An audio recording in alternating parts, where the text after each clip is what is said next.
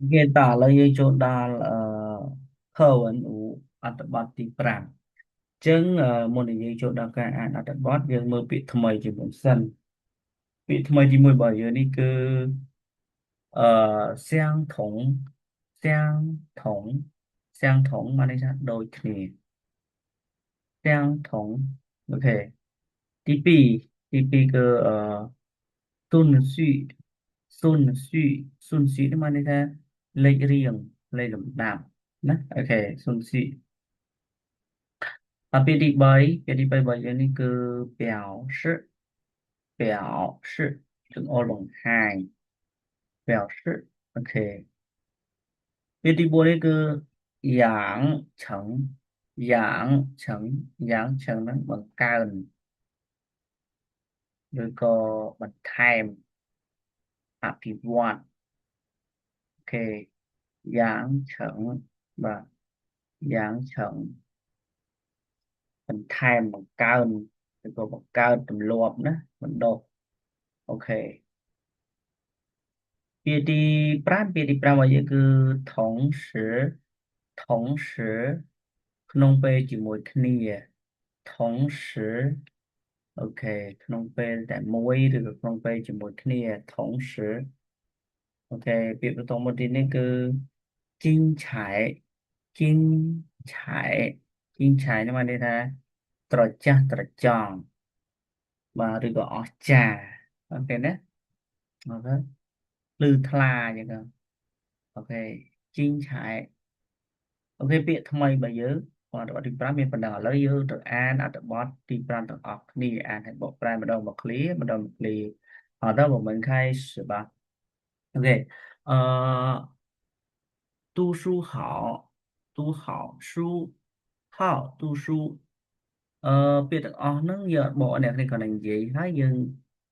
យើងទុកជាកូលណាអញ្ចឹងពាក្យ3ហ្នឹងពាក្យហោស្លេកទី1ស្លេកទី2គឺដូចគ្នាសំដៅអា clear ទី1 clear ទី2គឺស្លេកទី3ដូចគ្នាប៉ុន្តែពាក្យទី4នេះ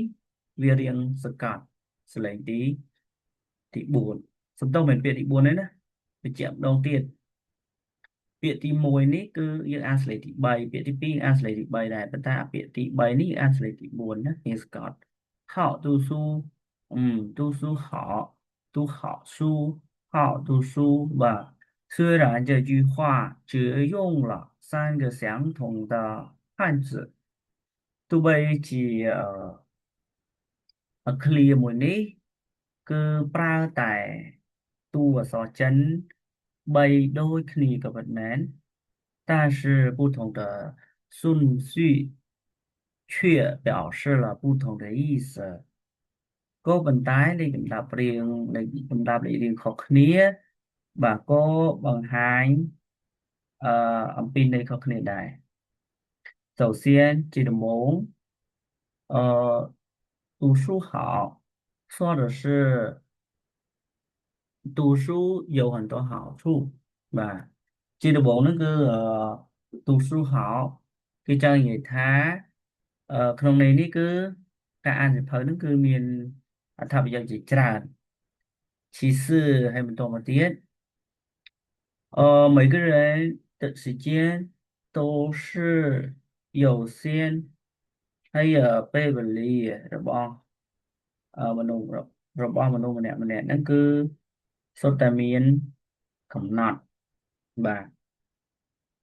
有些都没什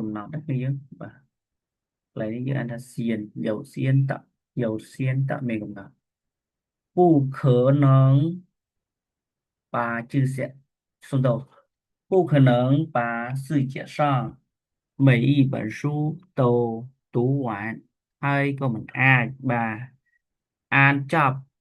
siêu phong một ba một ba nó lơ phục lộ nó lao rồi，所以要读书，